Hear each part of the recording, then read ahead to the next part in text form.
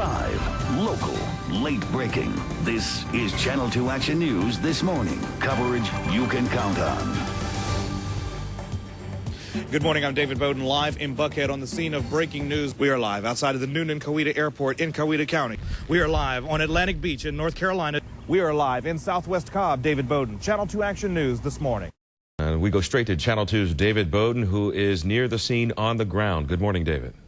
Good morning. We are actually outside the shipping entrance to BioLab, the chemical plant that is behind us that is on fire. We know that this is a warehouse fire. We do not know exactly what chemicals are stored inside that warehouse. We do know that this plant manufactures chemicals for pools, spas, home cleaning chemicals, that type of thing. But again, we do not know exactly what's burning at this point. A number of firefighters on the scene trying to battle this fire. I'm going to get out of the way so you can take a look. There is, just from overhead, we can see from our chopper that this smoke is just massive. It is a massive plume of smoke that has changed very little in its consistency over the last hour and a half. It has been that thick, that dark throughout the morning as firefighters have tried to battle this blaze.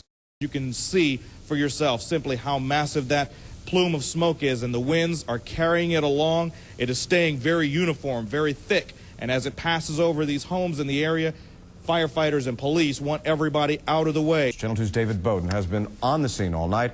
He's live in Cobb County to bring us the latest. Good morning, David.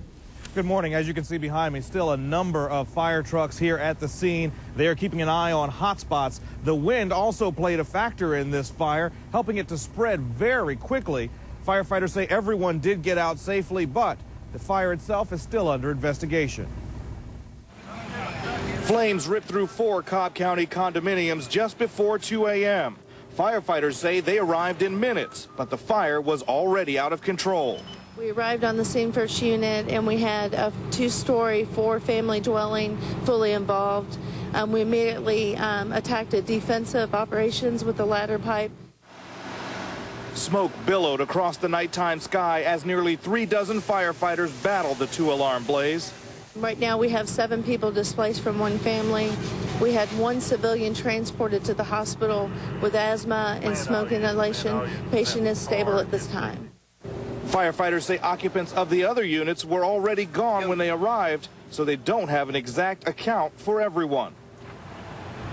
And that is the case at this moment. Firefighters still trying to determine exactly who may have been inside those other units. They do believe that one of the units of the 4 was vacant. So they say at least 3 families displaced this morning. The Red Cross has been out on the scene helping those who have been displaced to find alternative places to live. But again, they haven't quite accounted for everyone just yet.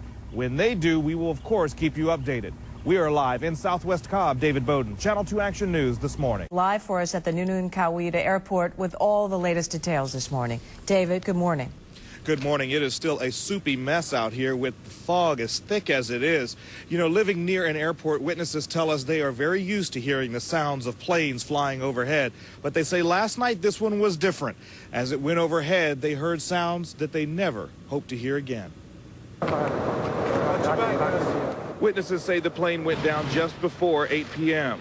Matt Long was headed to his mailbox when he heard the plane's engines. I saw the plane come across extremely low, and it caught my attention, and then I saw a small flash when it hit the top of the trees, and then the explosion when it hit the ground.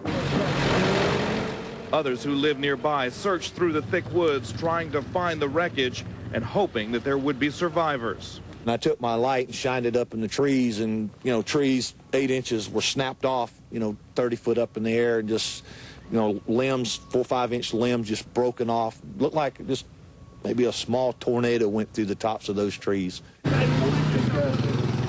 Rescuers had to use all-terrain vehicles to get to the crash site. When they finally made it to the wreckage, it was clear that no one survived. We have confirmed 2 bodies at this time. They come through here all the time with that little airport over here, but I guess with the foggy conditions and all that combined together, just made for a bad situation. Now, NTSB and FAA officials are expected out here at daybreak. They will continue the investigation, trying to determine exactly what caused this crash. The 2 pilots involved have not yet been identified. Once we get that information, we, of course, will pass it along to you. We are live outside of the Noonan-Coweta Airport in Coweta County. David Bowden, Channel 2 Action News this morning. Channel 2's David Bowden has seen the changing weather conditions since late last night. He joins us live from Atlantic Beach, North Carolina. David, what a difference a day makes. Absolutely, definitely what a difference a day makes. We have been watching the storm surge of this area. The waves have been coming crashing in on the beach about twice as high as they were just yesterday, just several hours ago, as a matter of fact. One of the strange phenomena that we're experiencing right now, the rain, as you can see, is coming towards me.